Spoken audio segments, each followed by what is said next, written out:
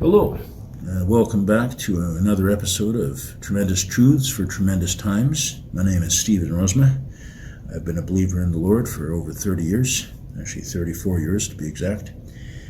And today I'm going to be talking about, I've done this chart, I'll show it to you. This one's called Stages in God's Future Plan of the Eons.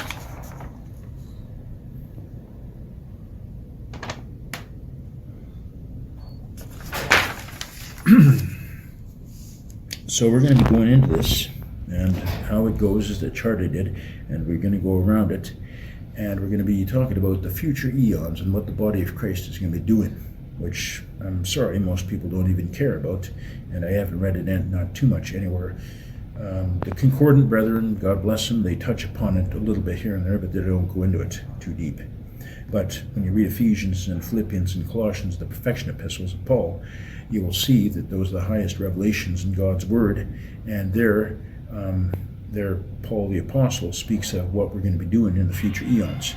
And you can see it pretty good there. Okay, so here we go. So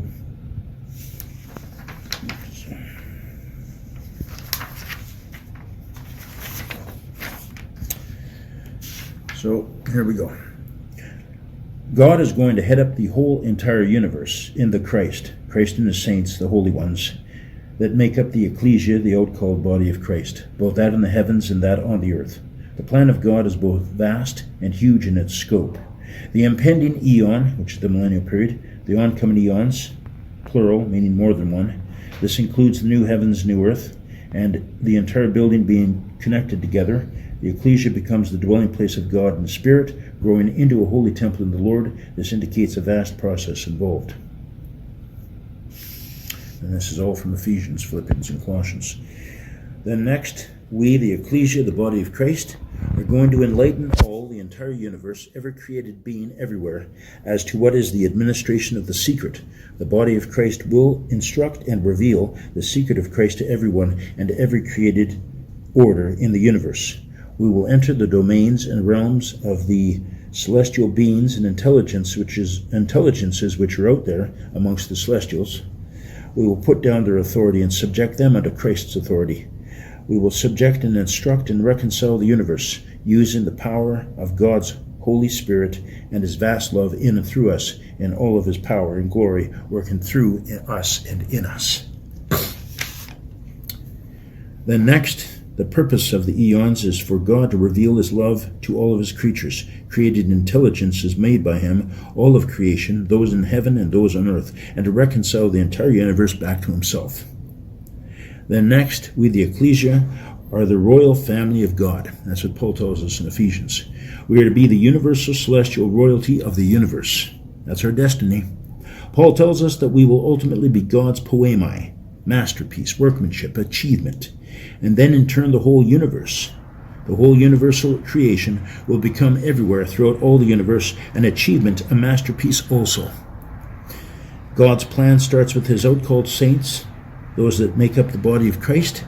Then it will extend into the vast universe until the power of Christ's blood and His cross peace reaches all, which results in peace, which will never be broken, by the way. Then all kindreds in the heavens and the earth are then named and included into the whole family of God in all of the universe. We, the royal family, will use our power properly in order that we might bless others. We will dispense blessings to all. Nothing will be impossible for us to do. We are going to administer the universe on Christ's behalf. God, through Christ, is going to give us, His saints of the celestials, complete control of the entire universe. Then, on behalf of Christ Jesus our Lord, we will complete the universe, or as Paul the Apostle states in Ephesians, in the literal Greek, this is what it reads, the fullness of the one filling the universe with copies of Himself. We will dispense spiritual blessings to all in the universe on behalf of Christ our Lord and Head. It is through us, His outcalled saints, that God will reveal to the universe the unsearchable riches of Christ. or untraceable riches of Christ, and the multifaceted, multifarious wisdom of God through us to them, the universal intelligences amongst the celestials. The purpose, that the universe might attain into the unity of the faith and obedience, and to the realization of the Son of God, into a mature man, into the measure of the stature of the complement or fullness of Christ in his body, and we as saints of the ecclesia, the outcalled ones, will enable all everywhere in the universe to grow up into God in all things and everything throughout the entire universe everywhere. Then Paul mentions in Ephesians, he mentions the 4 dimensions of the universe. He mentions the breadth, all created intelligences everywhere. The length, all ages, all dimensions, all planes of existence, all in every realm everywhere. Depth, all sons of stubbornness, every fallen angel, every fallen son of Adam, every subterranean prison, anywhere and everywhere, sin and evil and rebellion, wherever they're present, and death, it will be corrected and reconciled and brought back into right relation with God the Father and his Christ. Everyone obedient and subject to God the Father out of love for who he is and what he is, love, and what he has done through Christ in his crosspiece, the branch from the tree of life, demonstrating his love for humanity. And height, God and Christ above all and in all throughout the future eons, leading up to God becoming all in all throughout the universe in the end.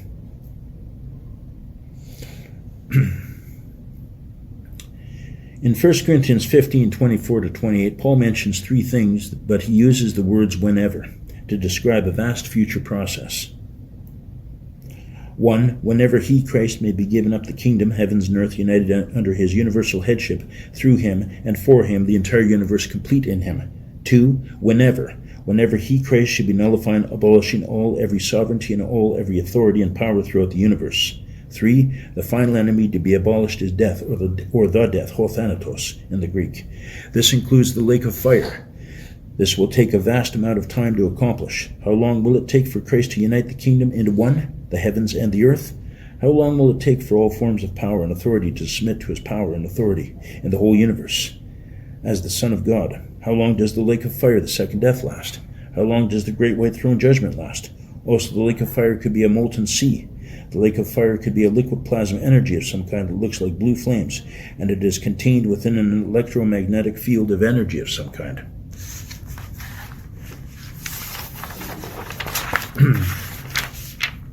So I just want to say that when it says in 1 Corinthians 15:24-28, Paul mentions it 5 times. He says whenever. He's talking about huge amounts of time.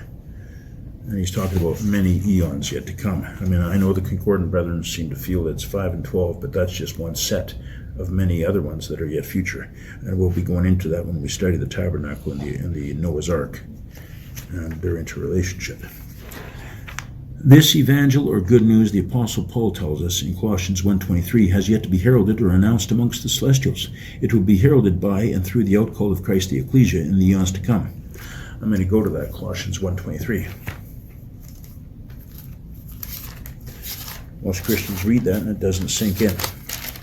And even believers, even concordant guys, probably read it and it doesn't sink in. It says here, he says, the evangel which you hear, which is being heralded in the entire creation which is under heaven. In other words, I put down in my Bible, this evangel or good news has yet to be heralded or announced amongst the celestials. It will be heralded by and through the outcall of Christ in the eons to come. You're not going to get that from the churches, I'll tell you that much. And then the next step. There is first the kingdom of Christ, the 1,000-year reign of the Messiah, Christ on the earth. One day to God is 1,000 years. Secondly, there is the kingdom of God. This is the heavens in relation to the earth, the celestial realms brought into relation and harmony with the earth, and also God into harmony with the entire universe. The future eons, which the disciple John only saw the beginning of, this will cover vast and huge amounts of time, cycles, in relation to God, possibly 360,000 to 360 million years to complete. The kingdom of God is established, heaven and earth, throne and footstool, are once again in harmony with each other, the whole entire universe. The family of God. God becomes all in all. The whole universe knows Yahweh, Elohim, God as its universal Father, possibly 360 million years to complete. God is then everywhere, everything to everyone on every level possible. God is then everything to everyone on every level possible. Then the lake of fire, the second death, or the molten sea, will ultimately be done away with, through and by a branch from the tree of life. For just as Moses was told by God to cast a tree into the bitter waters of Meribah, so too will God command Christ to cast his branch from the tree of life, the rod or scepter of God, mentioned in Scripture, into the lake of fire, with his redemptive blood upon it. When Moses cast the tree into the waters, they became drinkable, sweet. Hence God will destroy the second death, the lake of fire, through the instrumentality of the rod of Yahweh, a branch from the tree of life, to destroy death, including the second death. For just as the waters of Meribah went from bitter to sweet because of the tree, so also it will go from death to life because of the cross of Christ, a branch from the tree of life. And I know in the Concordant Version and the Jehovah's Witness Bible, they have stake or pole. That's not correct. The word is zulon there, and it should be tree, and the word for cross piece is storos in the Greek. So zula and zulon is tree in the Greek, and storos is cross piece in the Greek. It's not a stake or a pole. I'm sorry, fellas. I'm going with the original Greek over that. Then, after the universe is reconciled, the saints of God also submit their rule and authority back to God through Christ. They give back their scepters or branches from the tree of life and their crowns back to Christ Jesus as Lord, who then puts each branch back into the tree of life, full circle. Then, when every saint of the ecclesia, the body of Christ, and the basilia, the bride church, abdicates their rulership, then Christ, their head and Lord, as Son of God and Son of Man, abdicates his rulership to God the Father, as Son of God over the universe, and as Son of Man over the earth. The complete Christ, his body and his bride, the two churches, outcalled groups of Christ, will have ruled so completely and fully that rule will be ruled out to perfection, so that ultimately restraint will give way to true obedience and love. God then becomes all in all. God will reconcile the universe and bring it under his authority using the tree of life. Again, the tree and its branches play a crucial, pivotal part in this whole thing. God, through Christ, will give each member of the ecclesia a branch from the tree of life. Using these branches as scepters or rods or royal staffs, the body of Christ will rule and subject all things in the universe everywhere back to God. The ecclesia will impel all everywhere through love and peace in the power of God's Spirit to come to God through Christ and his love. When every knee bows and every tongue acclaims Yeshua or Yeshua, Jesus as Lord or Master, then everyone in the second death, the lake of fire, the molten sea, they are brought out and pass under the rod of God, the branch from the tree of life with Yahweh engraved upon it by God, and they confess and submit to Jesus Christ's lordship and to God's vast and powerful love. Also, as they, the sons of stubbornness, are brought out of the lake of fire, the molten sea, the second death, their names are then added to the Lamb's scroll of life, and they are ransomed by Christ's blood, the Lamb of God.